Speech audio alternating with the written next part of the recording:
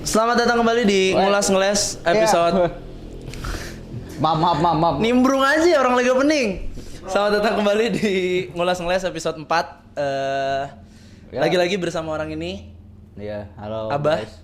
Karena kawan kita satu itu yang memulai konten ini lagi sibuk project tugas akhir dan ya belum bisa datang lah. Lagi sibuk bimbingan, ngejar-ngejar dosen, proposalan dan lain-lain gitu. Buat yang baru nonton Ngulas Ngeles, karena ini masih episode 4 juga, gue pengen ngasih tahu dikit aja backgroundnya. Ini Ngulas apa kan? Apa? Bukan tanya. Ngulas Ngeles itu adalah konten review film yang datang dari dua orang ugal-ugalan, asal-asalan, yang reviewnya belum tentu kredibel atau lebih tepatnya udah pasti nggak kredibel. Kita cuma akan menceritakan gimana perasaan kita nonton, apa yang kita tangkep, menurut kita gimana secara subjektif. Dan mungkin adalah beberapa pandangan yang kita bisa usahain objektif gitu. Dan setiap review Ngulas Ngeles akan penuh dengan spoiler. Jadi kalau ada yang belum nonton film yang kita review, better jangan ditonton dulu, kecuali lu nggak masalah dengan spoiler gitu ya. Dan hari ini kita habis nonton film apa, bro? Tinggal meninggal. Yoi. Makanya ini ijo-ijo. Ya, karya Kristo Immanuel. Diproduksi oleh Imaginary, sebuah PH yang lagi panas ya, gue bisa bilang lagi naik gitu. Film-film beberapa sebelum Tinggal Meninggal cukup dibicarakan dan punya visi yang cukup menarik dan kuat gitu, sehingga di industri film gue rasa dia cukup stand out gitu ya. Dan Tinggal Meninggal ini menceritakan tentang seorang pekerja kantoran bernama Gemma yang aneh, memiliki, gue bisa katakan beberapa mental illness ya. Salah satunya kayak ADHD dia tuh kan. Dan dia ini karena dia aneh, dia jadi gak punya teman dari dia kecil, termasuk di kantornya ini. Sampai akhirnya bokapnya meninggal, terus semua teman kantornya jadi iba dan simpatik ke dia, sehingga akhirnya dia ditemenin dan mendapatkan perhatian. Nah, betul. Gitu. Terus sekarang pertanyaannya, apakah dia harus selalu menerima musibah untuk ditemenin dan dikasih perhatian oleh setidaknya teman-teman kantornya? Nah, kayak gitulah kurang lebih. Dan apakah harus ada yang meninggal berikutnya? Itu big idea-nya kurang lebih kayak gitu. Karya ini tuh adalah karya pertamanya Kristo Immanuel, debut. Sebelumnya Kristo Immanuel dikenal dengan film-filmnya yang dia perani sebagai aktor, dikenal dengan konten-konten skitnya by the way. Impersonator juga. Dan ya itu sih dia dikenalnya, dan sekarang ini dia mulai mendirect film pertamanya berjudul Tinggal Meninggal sebagai karya debutnya. Dan gimana menurut lo setelah kita nonton Tinggal Meninggal di hari pertama ini? Bingung ya? Aduh, jangan kayak saya lagi nih, speechless nih, jangan kayak saya lagi nih. Enggak sih, ini enggak speechless. Enggak. Itu sih. Udah, kita mulai dari reaksi aja ya, Iya, reaksi. Diulang reaksinya gitu ya. Iya. Ya selama nonton gini ya. Halo. Dalam artian baik atau lu cringe sama filmnya? Kok mirip ya? Oke. Kok mirip ya? Oke, karakternya ya. Iya, tapi gua mah gak sampai bikin orang meninggal sih, enggak bakal. Dia juga kan nggak bikin orang meninggal. Dia pakai pura-pura dia. Iya. Tapi apa yang lu rasa relate dari filmnya, Bang? Maksudnya secara karakter Gemma, apakah kayak, karena gue juga ngelihat beberapa reaksi penonton yang nonton di premiere tuh, ada yang bilang relate dengan hal-hal kecilnya, kayak nggak bisa tidur kalau TV nggak nyala, nggak bisa tidur kalau nggak ada bantal-bantal di sekitarnya. Oh, itu mah yang side itu ya? Iya, itu kayak hal-hal kecil. Tapi ada juga yang bahas relate mengenai ya big issue-nya, which is kesepian, nggak mendapatkan perhatian, nggak punya temen, dan anehnya seeking attention-nya. Nah, lu merasa relate di bagian mananya gitu? Kayaknya di bagian utamanya dia. Tapi diulang lagi, gas parah Gemma. Ya rada mirip, tapi nggak berlebihan. Iya, karena ya toh pada akhirnya kan juga Gemma karakter fiksi yang dibikin sama orang yang nulisnya gitu. Maksud gue nggak karakter based on true story. Bahkan di awal film juga yang menarik dibikin bukan berdasarkan kisah nyata gitu. Itu kan jadi disclaimer juga bahwa orang-orang yang merasa relate ya pasti akan ada. Cuma ya otomatis nggak sekejam itu lah, nggak se ekstrim itu. Karena gue pun secara reaksi ya cukup ada part-part relate-nya juga. Bukan di bagian seeking attention, kesepian dan butuh perhatian ya. Mungkin butuh perhatiannya iya tanpa gue sadari. Oh, berarti lu bagiannya yang nonton TV ya? Enggak, TV ya? Bukan? enggak. Coba lu tebak, gue merasa relate kira-kira bagian apa? Bagian ketabrak mobil. Wah, sih pernah ketabrak mobil gue. Habis kecelakaan sih. Gue habis kecelakaan sih. Cuma nggak relate kesananya sih gue. Gue ngerasa relate di anxiousnya, di anxiety-nya dan di ADHD-nya in a way gitu ya. Kayak dia nggak bisa diem, fidgetingnya, terus kayak ya anxious gitu, mau ketemu orang mikirin gue ngomong apa ya, kalau gue ngomong ini salah nggak ya, kalau gue ngomong ini salah nggak ya gitu. Overthinkingnya tuh gue ngerasa agak-agak kayak gue sih, ngomong sendirinya. Walaupun kalau game kan karakternya di create bukan chattering apa sih? Komat Kamit. Di filmnya tuh dibahas banyak tuh bahwa iya kan, si Gema bilang bahwa sorry ya kalau gue komat kamit dan sebagainya. Gue nggak sampai komat kamitnya, cuma di otak tuh kira-kira apa yang dipikirkan Gema, apa yang dia ucapkan saat breaking the fourth wall, dia ngomong ke penonton. Nah itu juga gue suka gue pikirin, cuman di otak aja. Gitu. Itu gue merasa relate di situ, dan ngelihat beberapa reaksi penonton lain juga gue rasa uniknya ya, Gema ini karakter yang sangat aneh, tapi cukup merepresentasikan banyak orang gitu. Tapi ada yang kayak gitu. Nah itu dia. Dan mungkin kita masuk ke cerita kali ya secara Oke, ulasan, langsung bro. Gas, Bang, sok duluan. Duluan lah. Enggak, au ah. Duluan. Ceritanya sih kan si Imaginary ini ngepromosiin ini tuh sebagai cerita yang fresh, dark comedy. Tapi jujur, mungkin genarnya fresh gitu kan. Ya. Tapi baik lagi, mungkin di Indonesia fresh. Tapi kalau di luar, Iya. nah itu kan. Gua sih nggak pernah tahu ada film yang serupa ya.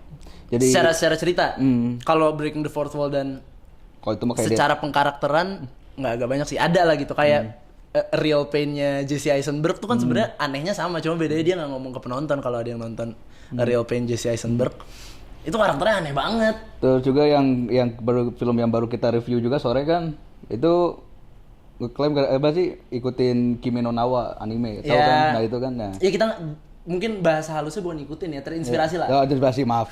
Media training. Biar nggak dihujat lah ngomongnya, terinspirasi bro, masa ngikutin. Iya. Lah kemana gua lah? Bahasa kreatif gitu lah. Iya, tapi toh bahwa nggak selamanya film yang nggak pernah dibikin terus ada berarti bagus sih sebenarnya kan. Jadi bahasan soal fresh dan barunya itu nggak jadi masalah utama. Cuma ya balik lagi kayak gitu, di Indo ceritanya gue bisa bilang cukup fresh, dan kalau misalnya Imaginary mempromosikan ini sebagai film yang berani, aneh, dan komedinya gelap, dark komedi, mungkin gue bisa memvalidasi itu gitu ya. Kalau dari gue rasa cukup dark di Indo, cukup fresh di Indo, dan menyenangkan gitu. Jadi secara genre komedi menurut gue Tinggal Meninggal secara ceritanya menurut gue berhasil. Karena FYI gue tuh tipe orang yang suka, kalau nonton tuh gue suka nebak-nebak di otak. Bukan sesuatu yang bisa dibanggakan. Ya ganggu lu. Gue gak usah ngomong itu. Oh by the way ya, ini gue mau ngomong nih.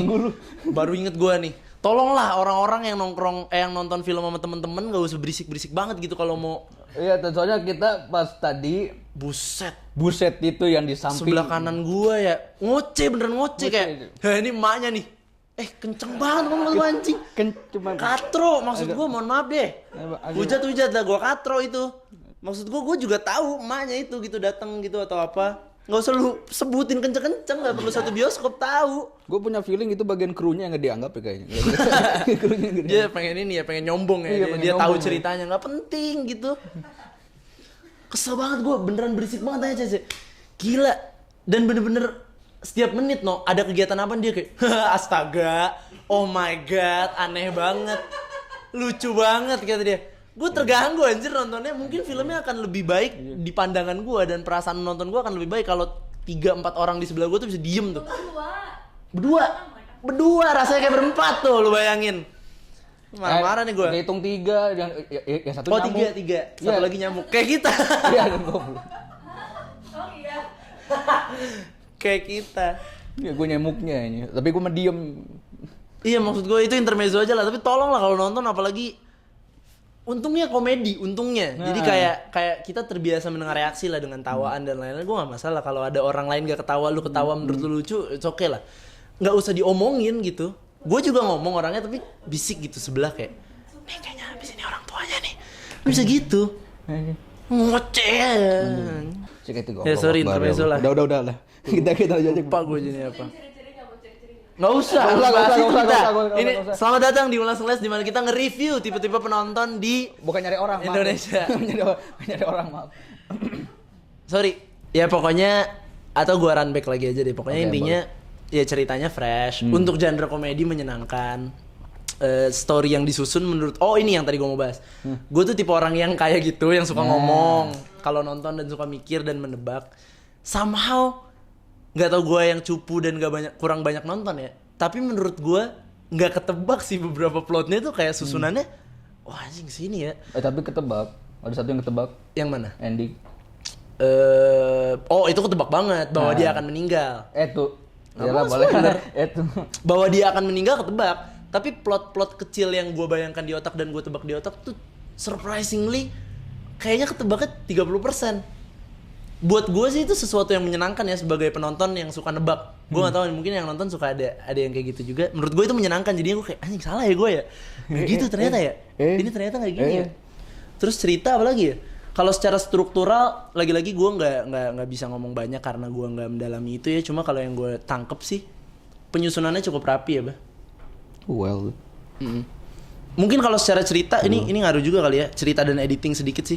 Gimana susunan pacingnya dan penulisan gitu ya. Gue ngerasa di babak 1, gue nggak tahu sequence berapa ya, tapi intinya di babak 1 dari pengenalan sampai munculnya konflik pelan-pelan itu tuh agak lambat yang cringy gitu. Kayaknya cerita itu sih kalau dari gue. Tapi lagi-lagi untuk orang yang debut juga nulis ini, menurut gue udah rapi dan oke sih. Kalau dari lu gimana penulisan? Cerita, sorry. Oke. Bukan berarti langsung oke, tapi langsung pikirin. Ya, sok. Menurut gua ini cerita baru. Nggak ada plot-plot yang oleh karakter ini gitu kan, dari karakter ini gitu kan. Tapi ini mah dari si karakter utamanya tuh bikin konflik sendiri. Mungkin ada sih yang kayak gitu di beberapa film. Tetapi sampai ngikut apa sih? Tapi harus ada orang meninggal dulu langsung kayak gitu, kayak anjing lu berlebihan sih cowok, udah stop dulu, udah jangan lu goblok jangan. Ekstrimnya di cerita tuh dapet gitu ya. Kekejaman yang sampai lu ngebohong gitu kan. Anjing kayak gitu. Apa lagi cerita yang lu notice atau yang pengen lu highlight? Gua mah malah jadi overthinking gua. Sudah ada kejadian ini gitu kan, kayak anjing lu gimana sih lu nanti ngebersihin nama lu gitu kan. Iya lagi. Tai gitu kan, bangsa gitu kan. Anjing gimana lu bersihin nama kan. Ya untungnya endingnya dibikin dia tenang gitu kan udah. Iya, endingnya lucu sih. Kalau bahas cerita endingnya gue suka sih. Walaupun dibikin in a way happy ending gak sih itu maksud gue. Tidak seperti yang orang-orang inginkan, karena gua rasa ya yang umum itu tuh orang mengharapkan endingnya ya akhirnya dia temenan lagi, diterima, end selesai. Tapi dia dikasih lagi twist bahwa dia mati, terus dia seneng tetap happy ending, cuma nggak di bumi. Tapi ada yang ini jadi kayak dramaturgi itu kan ada biasanya kalau dramaturgi ya. Yang ini yang masih gue inget ya pas maba. Oke. Pasti di ending ada regret. Nah, yang regretnya itu teman-temannya nggak ngeliat pas dia meninggal beneran. Oke, iya. Ya, jarang sih. Apa sih? Ngiket. Ya itulah itu konsekuensi lah sebab akibatnya. Itunya bagus sebab akibatnya oke ya. Iya, gue setuju. Secara pesan pun gue rasa nyampe sih apa yang ceritanya pengen sampein gitu ya. Jangan berbohong. Itu bisa. Jangan berbohong. Terus kayak sesimpel mulai dingin nih guys. Matiin gak sih sekarang? Jangan berbohong, terus by the way bahwa kita harus lebih aware terhadap sekitar, terhadap orang-orang yang mungkin membutuhkan perhatian lebih, terhadap orang-orang yang mungkin punya mental illness. Itu pun kan jadi bahasan yang cukup penting untuk dibahas dari film komedi gitu. Dan ini boring is okay. Kebahagiaan itu gak bakal selamanya kan. Tapi ya si karakternya mau selamanya gitu kan bahagianya kan. Oke ya. Gitu sih cerita sih. Ada yang lu mau bahas lagi nggak? Terus lagi dialog lu. Dialog Oh, gimana? dialog boleh dibahas. Kita juga nggak saat bahas cerita ya, menurut gue kita nggak bisa lepas dari breaking the fourth wall-nya nih. Nah, Menurut gue breaking the fourth wall-nya lagi-lagi ya di awal tuh cukup cringe sih buat gue. di pengenalan ya. Makanya. Di awal banget nggak cringe yang halo hai nama gue Gema dan ini cara gue meninggal. Itu gue suka kan biasanya itu kan tipikal series luar dan film-film luar 2000-an gak sih yang kayak Iya. halo nama gue Salvo dan kalau lu atau if you're wondering how I got to this point, let me take you back to that moment. Nah, gitu kan. Itu tuh tipikal yang cukup umum sebenarnya. Tapi gue suka gimana dia buka dengan itunya sih ngehook ya sejujurnya. Halo hai gue Gema dan ini cara gue meninggal. Nah, itu gue suka. Itu gue suka. Dialognya menarik. Sisa-sisa dialognya pun gue suka. Oke, ganti baterai dulu. Ya dialognya menurut gue sih oke lah gitu. Tapi secara gue juga nggak bisa melupakan lagi-lagi karena ini film komedi, kita nggak bisa menghilangkan bahasan tentang komedinya. Menurut gue penulisan komedinya cukup ciamik untuk orang yang bukan komedian. Menurut gue cukup oke. Walaupun Penulisnya siapa emang? setahu gue penulisnya tuh Christo dan istrinya Jessica Chiu. Oh. Dan iya komedinya menurut gue dapet sih untuk orang yang bukan komedian. Walaupun gue yakin banyak dukungan komedian di sekitarnya karena dia bagian dari HH Corp dan nongkrong sama orang-orang. Ya komedinya stand up comedian. tuh komedi-komedi sama komedi tongkrongan sih dari vibe-nya gitu kan. Ngomongin komedinya itu agama, agama gitu kan. Iya, itu jadi juga. kayak gitu kan. Tapi gue mendukung yang hal gitu soalnya komedinya sebenarnya gak ada batas. Iya. Iya. Nah itu. Dialognya gimana kalau menurut lu? Tadi kan lu nanya ke gue. Kalau menurut lu? Gue mah sebenarnya ya yang awalan ngeganggu sih. Yang awalan doang, bukan yang opening yang itu, tapi yang pas Iya. kayak di kantor gitu kan ada aneh gitu kan. Di awal-awal kantor agak aneh sih. Iya, jadi dialog menurut lu di awal kurang cocok lu, kurang suka lah gitu ya. Tapi pas mulai ke ending, wah udah tuh. Oke, gua rasa review kali ini bakalan banyak berkutit di bagian cerita karena itu yang coba Nah, itu mereka jual dan itu yang menarik kan. Selling gitu. pointnya itu. Iya, beda sama sore yang gua rasa cukup balance katakanlah gitu, kita bahasannya bisa pembagiannya persanannya enak. Kalau ini gua rasa emang akan lama dicerita gitu ya. Salah satu yang gue inget juga pengkarakterisasiannya. Gue lupa ada berapa karakter di kantor itu, tapi gua rasa setiap karakter cukup kuat sih. Cukup rapi sih nulisnya untuk karakter yang cukup banyak, porsinya menurut gue pas. Gue suka banget cara Christo bikin karakter Danu bukannya namanya yang jadi villainnya, yang dia mengungkap kebohongan Christo. Dia Danu ya si Danu itu gue suka Danis. banget dibikinnya. Danu. Tapi gue suka gimana dibikin itu seolah-olah jadi somehow detektifan dan jadi ke film misteri. Oh itu gue cinta banget tuh sama bagian itu di film ini. Kayak anjing ini titik terbego sebuah karakter sih anjing, sampai apa sih ketipu juga pas dia jadi masih saudara kembar goblok gitu. Iya. Itu saudara yang sama. Iya. Itu saudara yang sama. Iya, film ini cukup logis untuk sebuah film komedi sebenarnya ya. Iya nggak sih? Aduh anjing. Gue suka ya Allah. karakter Danu, Gema gue suka. Sisanya menurut gue balance saja rata. Kayak si bos, si Pak siapa gitu yang bro gitu. Itu menurut gue lucu. Oke. Mirip siapa ya? Kayak yang kenal deh, tapi nggak apa-apa. Iya, terus kayak karakter si yang cewek-cewek ini juga menurut gue menarik. Terus karakter si Ardit Erwanda apa? Ardit Erwanda kalau nggak salah ya, si stand up comedian itu. Itu juga karakternya menurut gue cukup lucu dan menarik. Jadi menurut gue karakternya dari beberapa yang ada di kantor balance dan nggak sekedar ada. Menurut lu gimana? Setuju sih. Balance semua. Iya kan? Masih kesinambungan. Rapi kan, nggak ada yang kita kayak mikir lu sebenarnya nggak perlu ada, ngapain lu ada. Itu menurut gue salah satu keberhasilan penulis ya, bahwa kadang kan emang kalau nulis karakter tuh iya kayak kadang kita sekedar bikin karakternya ada untuk menyampaikan cerita doang, padahal karakternya nggak hidup atau bahkan nggak penting. Satu orang ngomong, satu orang ngingetin, ini ngomong, satu ngingetin lagi kan kesinambungan lagi gitu. Iya. Menurut gue itunya menarik sih, pengkarakterisasiannya dan karakter-karakter yang diciptakan semuanya balance, semuanya penting, nggak ada yang sekedar ada. Kalau gue mau penasaran skripnya kayak gimana tulisnya? Iya sih, jujur gue kadang-kadang nonton film panjang akhir-akhir ini suka berpikir Gimana skripnya? gimana ya nulisnya ya? Kayak Sore, Jatuh Cinta Seperti di Film-film, Tinggal Meninggal ini juga salah satu skrip yang cukup rumit kayaknya nulisnya.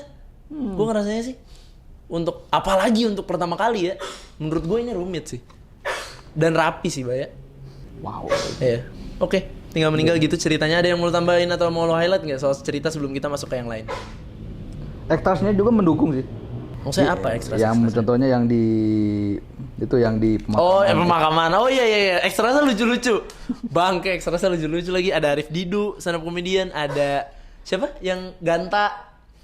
Ada yang cewek juga tuh yang suka nge-VO. Lucu-lucu. Ekstrasnya menurut gue juga bagus-bagus penempatannya. Lucu-lucu. Komedinya oke, dapet, ceritanya dapet. Ada sisi mengharukannya. Ada sisi relatable-nya di cerita. Ini gue mencoba recap aja gitu ya. Dan karakter-karakternya hidup gitu. Oke lah, cerita menurut gue rapih. Karena kita ngomongin tadi di cerita Breaking the Fourth Wall, mungkin kita bahasan berikutnya ke editing dulu sebelum ke sinematografi. Ya, editing. Editingnya menurut lu gimana? Karena kan gua rasa teknis ngedit Breaking the Fourth Wall akan agak berbeda gitu ya dengan ngedit film biasanya. Karena kita harus memikirkan garis imajiner yang lebih. Portfolio mah dari Puyeng. karakternya kan, editingnya mah enggak. Oh, editing main dong. Karena kan shotnya pindah-pindah. Saat dia, misal kita lagi ngobrol gini, gua breaking the fourth wall. Misal katakanlah kameranya dari sini sama dari situ. Saat breaking the fourth wall, kameranya jadi di sini gua misalnya. Nah, itu kan main di editing juga. Gua rasa akan ada bedanya sih. Gimana menurut lo emang? Bentar, kayaknya gua harus mikir dulu deh. Gua lemot ya soalnya. Iya, kalau Ya, dari gitu. gua sih gitu. Kalau dari gua sih, gua merasa editingnya akan lebih PR.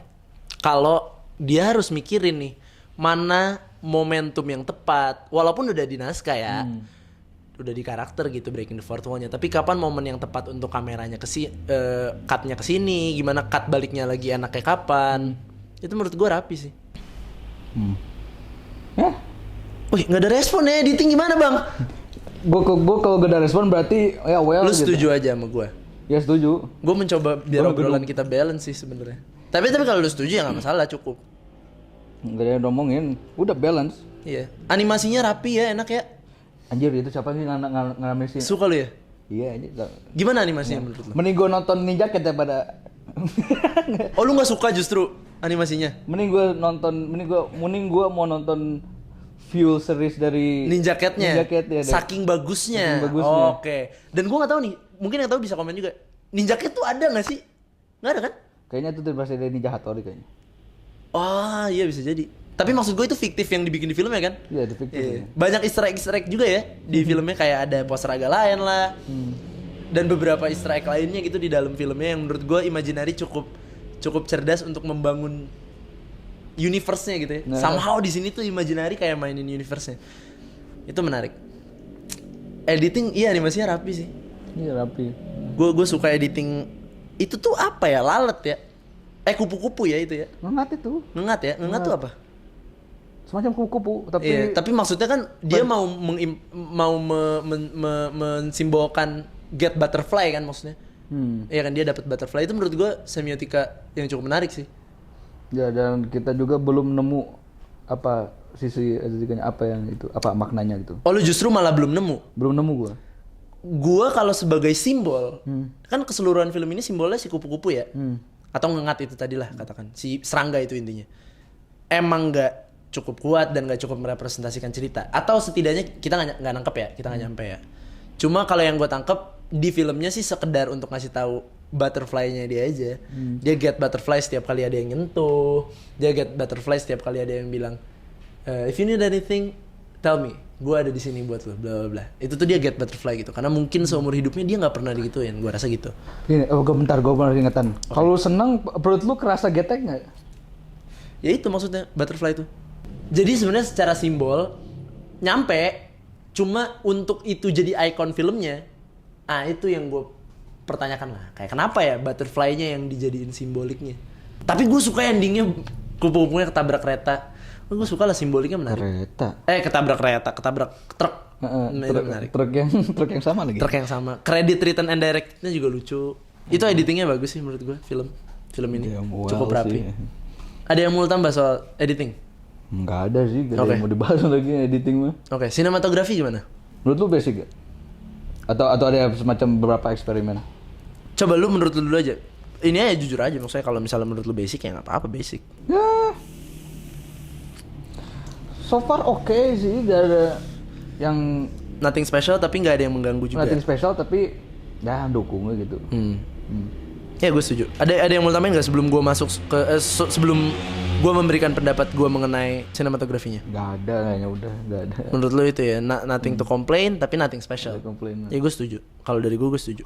Bahwa lagi-lagi nggak bisa dipungkirin ini film komedi yang visualnya memang nggak mungkin. Bukan nggak mungkin ya, visualnya nggak jadi bahan jualan gitu loh. Tapi bagus. Di Ting Ning ini sinematografinya rapi aja, oke, nyaman dilihat, cuma nothing special juga menurut gua. Nothing special. Tapi Oke. nah, Gua baru inget satu. apaan? Breaking the Fourth Wall yang krunya masuk. Oh iya.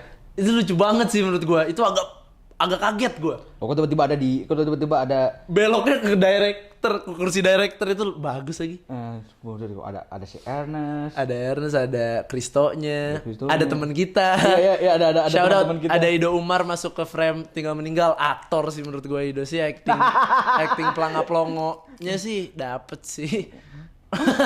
Enggak, dia doang. Acting di ujung kecil segini di layar bioskop sih menurut gue dapet sih. Itu Suatu pencapaian ya. itu pencapaian. Bayangin bro, teman kita ada yang masuk frame tinggal meninggal. Biasanya di kredit doang. Masuk. Sama ada kating kita. Pakop masuk. Oh itu dia gede di layar. Dia terus gini tuh kalau di layar. Udah didorong. Human size. Itu oke. Kita ada 2 orang yang kita kenal in frame ya.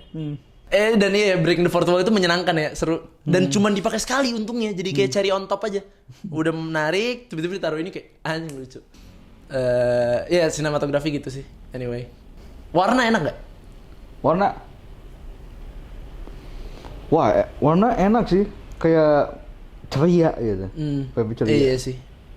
Jadi nggak ada tema khusus, nggak ada satu tema, nggak ada tone khusus untuk situ menghadapi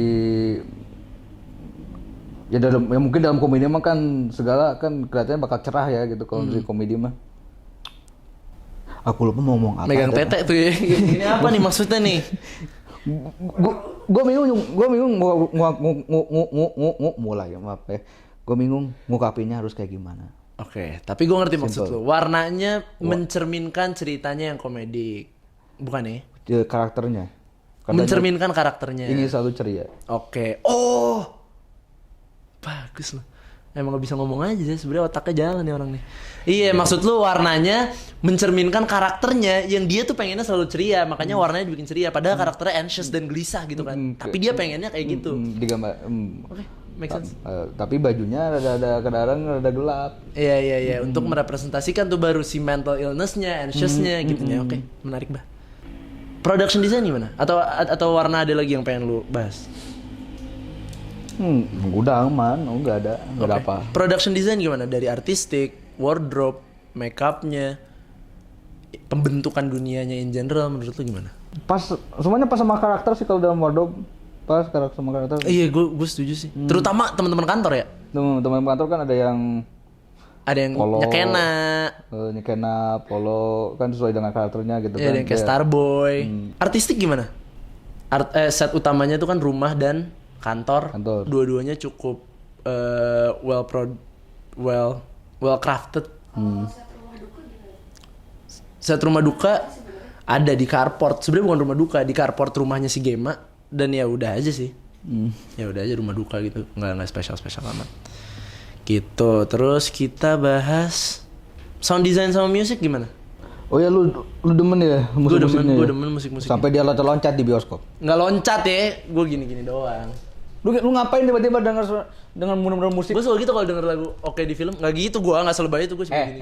Gue lagi gini lu tiba-tiba gini. Ini orang kenapa ya Allah ya gitu. Ya, gue suka musik sama sound design sih. Nah berarti berhasil itu. Berhasil. Nah, buat lu doang berarti. Lu nggak soalnya. Enak. Tapi nggak segitu juga. Oke. Ya karena lagunya enak aja sih buat gue. Dan upbeat gitu kan jadi asik. Sound desainnya juga oke ya. Suara kupu-kupu yang dibikin tanpa nggak selamanya dia bikin animasi perut dengan kupu-kupu, tapi dia bikin juga suara doang gitu. Itu menurut gua cukup berselera untuk nggak selalu nunjukin perutnya dengan kupu-kupu, tapi bisa dengan audio ya. Itu menurut gue jadi cerdas juga, dia planting informasi bahwa suara kupu-kupu ini dari perutnya, terus diciptain di beberapa scene berikutnya. Apalagi ditambahin ya? Music, sound design, Musik udah. production design, artistik, sinematografi, udah sih sebenarnya.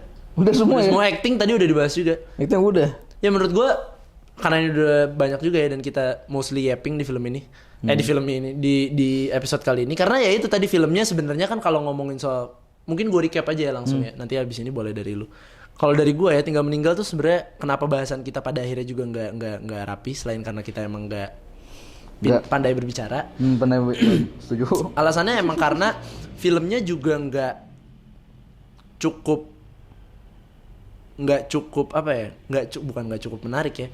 Nggak banyak hal detail, atau setidaknya nggak banyak hal detail yang gue tangkep untuk gue kulik di bagian-bagian yang lain, kayak sinematografi, editing, production design, semuanya menurut gue ada di level yang udah bagus aja, nggak ada yang bisa dikritik setidaknya untuk sekarang, dan nggak ada yang bisa gue bilang ini spesial banget gitu. Makanya kenapa bahasannya tadi berputar pada story, karakter, directing, bolak-balik tadi, maaf ya. Gitu kalau dari gue. Tapi recapnya intinya Tinggal Meninggal film yang sangat menyenangkan, bagus, komedinya oke, ceritanya oke, ada drama yang cukup kuat di situ, ada pesan yang cukup penting yang mau disampaikan, ada relatability, anjay, relatability emang ada ya bahasa itu. Pokoknya cukup relate dengan beberapa lingkungan sekitar, terutama untuk anak-anak muda gitu ya, karakternya mungkin bisa merepresentasikan dan bisa mewakili dari anak muda. Jadi ini film yang cukup, gue bisa bilang cukup penting untuk ditonton ya, terlepas karena ini hiburan yang bagus, tapi juga pesannya nggak kalah penting menurut gue sih. Recap dari lu gimana soal Tinggal Meninggal? Suatu ide yang wah, suatu karya yang wah menurut gue. Apalagi ya, maaf ya. Nggak apa-apa kalau cuma gitu juga. Kayak wah gitu. Soalnya nggak bisa kata-kata gitu kan. Gimana jawabannya kan kayak tadi ulang, setiap nonton suka apa sih?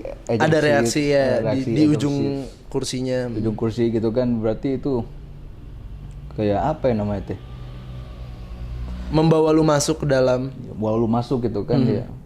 Mungkin dalam segi subjektif relate banget gitu kan. Iya, nggak masalah. Relate banget. Jebret ya. Dan itu justru berhasil dan baik dong, bahwa lu merasa filmnya relate. In a way itu bagus gitu, filmnya berhasil. Bagus. Waduh. Wow. Oke. Mau masuk rating kita? Udah langsung aja rating lah. Bocah labil, Gema kata gue. Nah, kalau yang belum nonton Tinggal Meninggal tapi nonton review ini Gema sebenarnya. Jadi lo kalau membayangkan gimana sih karakter Gemanya kayak gini. Tai.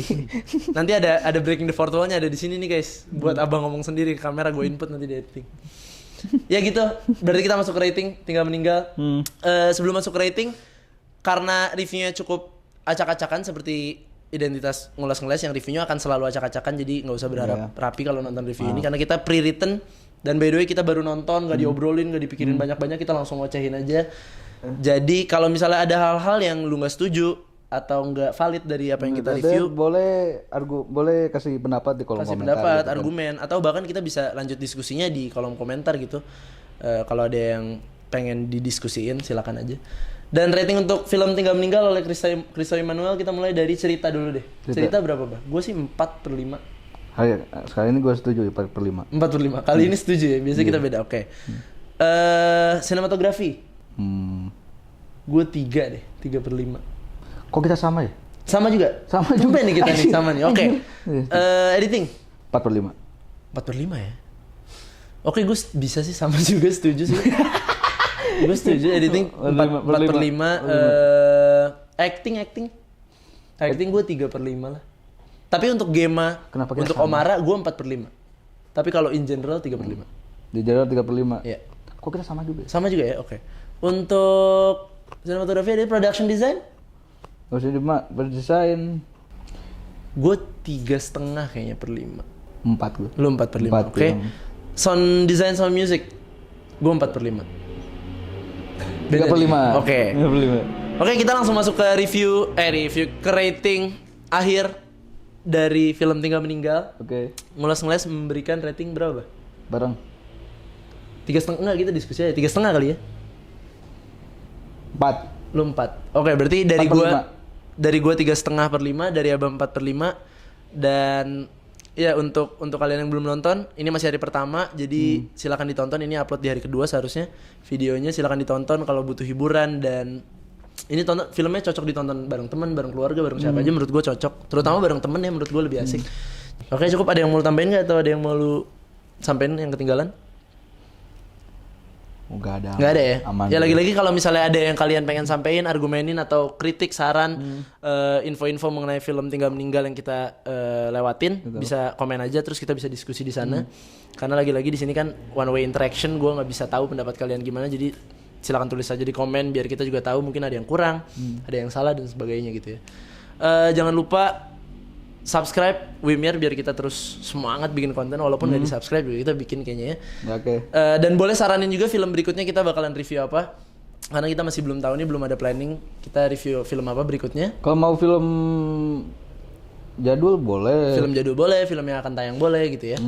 Terus ya jangan lupa juga kita dari Cinema Catastrophe, silakan cek Instagram kita, ada di @cinemakatastrofi di IG.